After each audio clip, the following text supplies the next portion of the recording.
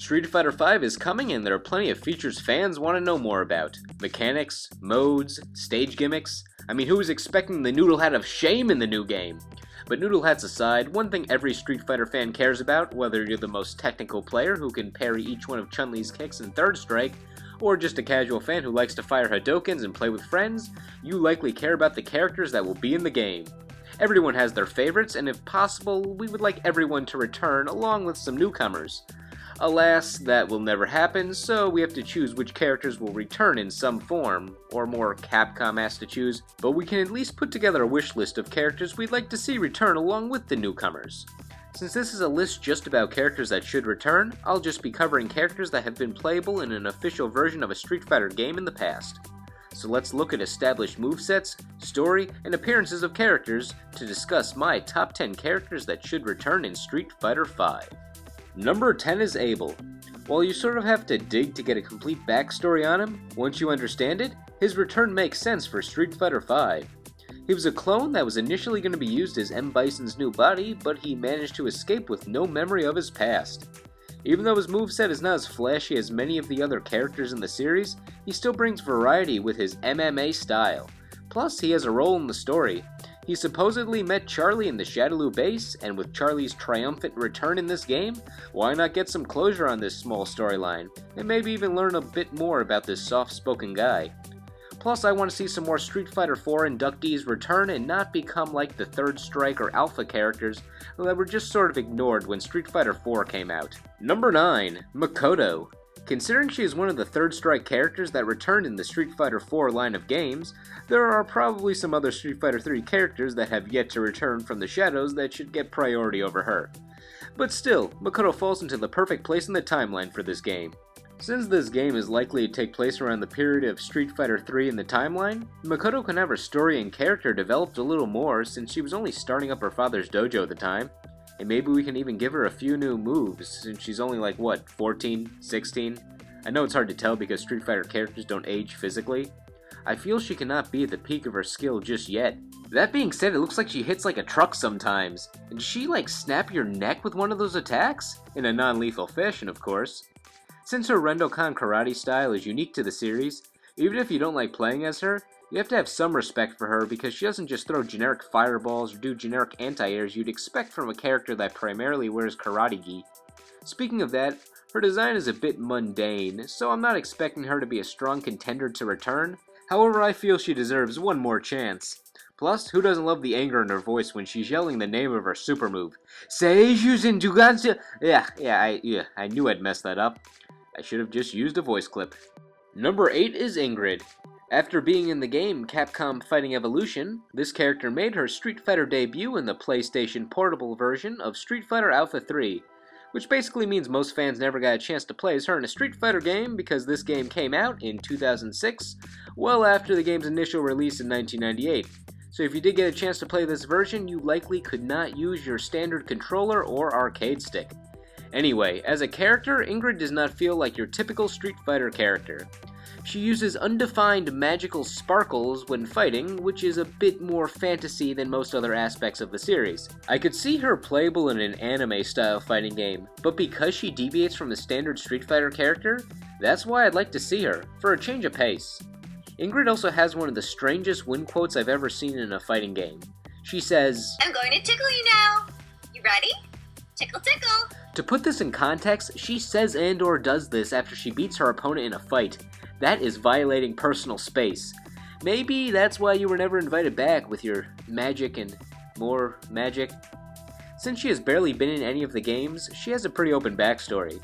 Based on what she did in her Alpha 3 arcade mode, she might be some supernatural being. She could be a little girl or someone who is thousands of years old. I mean, her likes do include time travel, and she kinda goes through time at the end of her arcade mode while reading her little appointment book.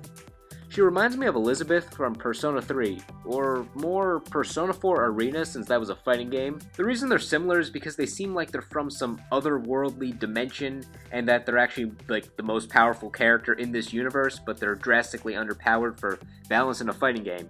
Also, they both have an appointment book. Number 7 is 12. Anyone else like 12? I never hear his name anymore. Some might think he has a bland or odd design for a Street Fighter character, but I always thought he was cool since he was some computer-programmed taffy man, or the T-1000, or really any character that has ever existed that could twist and transform his or her body into different shapes.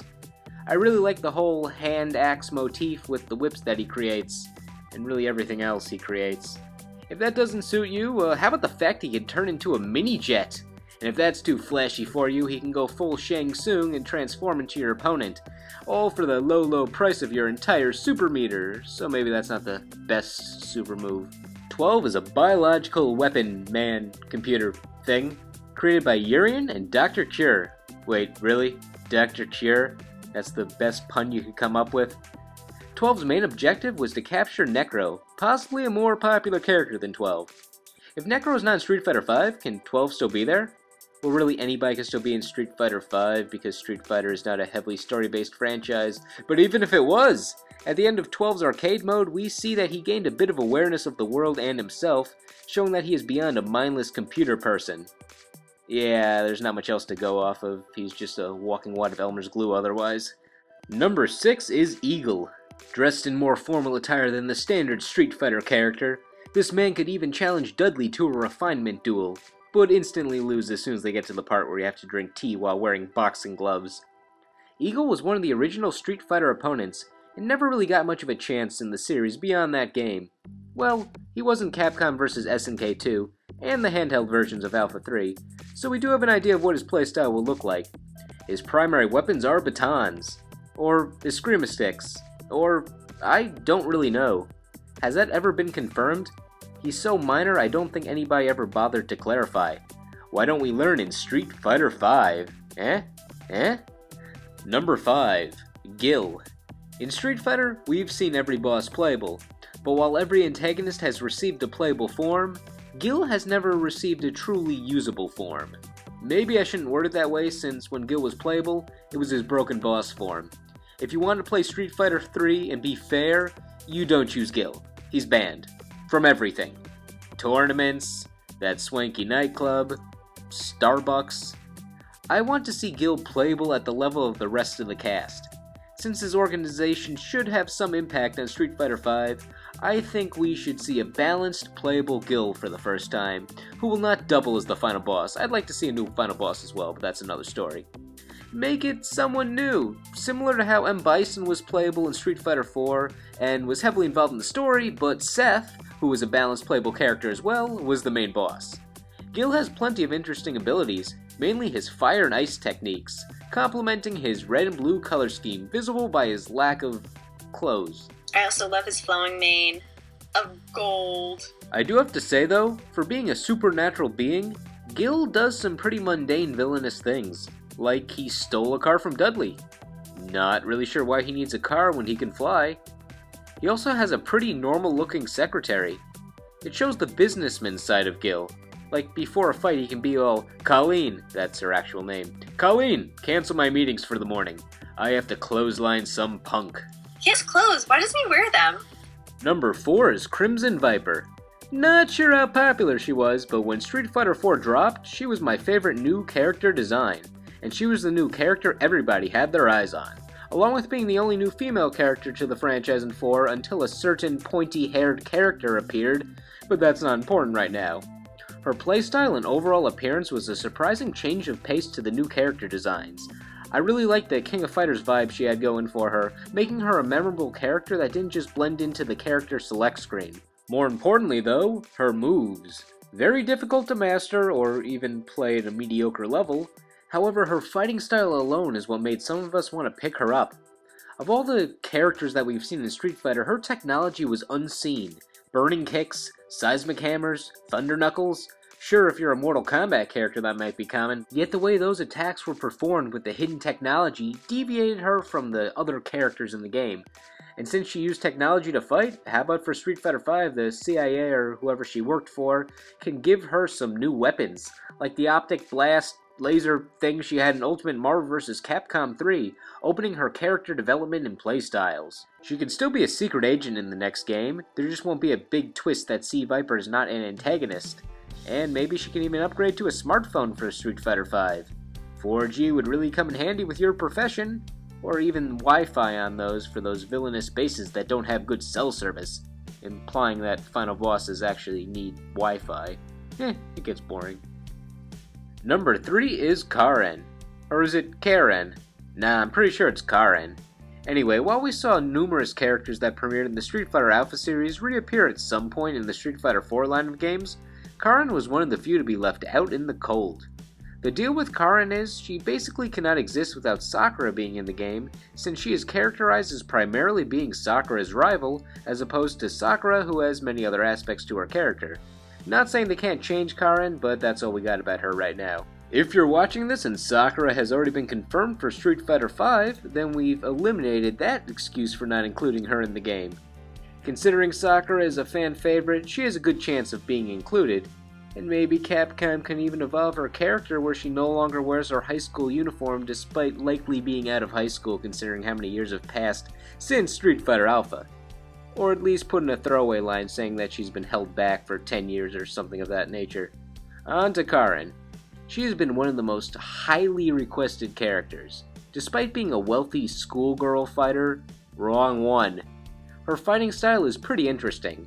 Karen strangely seems to be a likable character personality-wise despite being an arrogant one at the same time. Look at the haughtiness with those attacks! So haughty!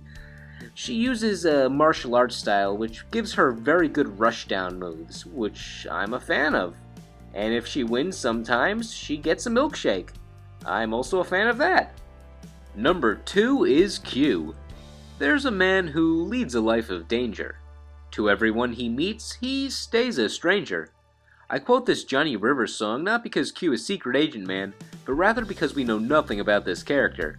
All we know is he has a very interesting playstyle, which allows him to raise his stamina by taunting, and most of his moves are based off no-nonsense brawling rather than actual martial arts techniques. His appeal also comes from the mystery behind him. Look at him. You have no idea what he is. Is Q a person? Is Q a robot? That second option is plausible, since when characters are shocked by an electric attack, you see their skeleton for a brief moment. But when it happens to Q, you just see this muscle pattern. Not to mention, he can explode. No one ever used that super since it wasn't as good as that non-stop punch super, but you had the option in case you wanted to look flashy. He doesn't speak either, he just grunts. And of course you cannot overlook that metal mask, those glowing yellow eyes, or that trench coat. These mystery elements really made Q an interesting character to both play and learn about. His story in the arcade mode feels very distant from the main plot. It's like he just wandered onto the set of a fighting game when he was running from or after someone. I partially believe so little was given about Q because we were supposed to learn a bit more about him in the next game, or because he just looked cool and the writers didn't have time to integrate him into the plot. So why not bring him back for either of those reasons? Plus, he has a shining personality. I mean, look at his, maybe his likes and dislikes. Well, no one's perfect. Number 1. When Street Fighter 3 came to be, we were introduced to a new main character. That's right, Ryu may have been in the game, but he was brushed off to the side. There was a new protagonist in town. One with a new moveset, new backstory, new little hey, is that Ryu? I'll play as him. I like his Hadokens. Yeah, if you don't follow the story of Street Fighter or any of the general lore, you might have not noticed this newcomer at the time. Alex was his name, he was the main character now, and he is my number 1 for this list. With all the interesting new designs of Street Fighter 3, Alex got less respect than he deserved. He was in a figurative sea of unique designs. Even in the game, since he was not the most basic character despite being the protagonist, beginners could not pick him up as easily as good old Ryu. Of course, there were always people that played Alex, but he never seemed to be a common selection and was pretty low ranked on the character tier list if you choose to follow those things. His main fighting style involved grappling techniques and some close-range brawling rushdown moves, which makes for a more balanced character than you'd imagine. Although he lacks any projectiles, he makes up for it with his grappling techniques most jack-of-all-trades characters lack, and his passable speed. After Third Strike, where did we see Alex? He did get some spin-off game representation, but he never got to appear in a full Street Fighter game. He did show up in games like Tatsunoko vs. Capcom though. Street Fighter V would be the perfect opportunity to change up the series again and reintroduce Alex as the main character, or at least as a notable one. He'll come back just like the old Alex. You think we need shirts? I'll show you we don't need shirts. Although there's definitely more I could say about Alex, I'll leave it off here. So give me your thoughts. Who should return in Street Fighter V? Let me know in the comments. Thank you all for watching, and I will see you in the next video.